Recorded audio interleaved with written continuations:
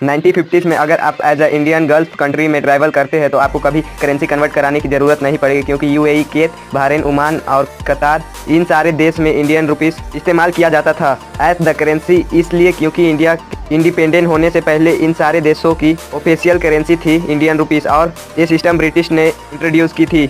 British Indian सब continent के अलावा सारी गल्फ कंट्री पर भी रूल करता था, लेकिन 1950s के दौरान स्मगलर इंडियन रुपीस का इस्तेमाल करने लगे गोल्ड स्मगल करने के लिए, जिसमें इंडियन रुपीस डिवैल्यू हो गया।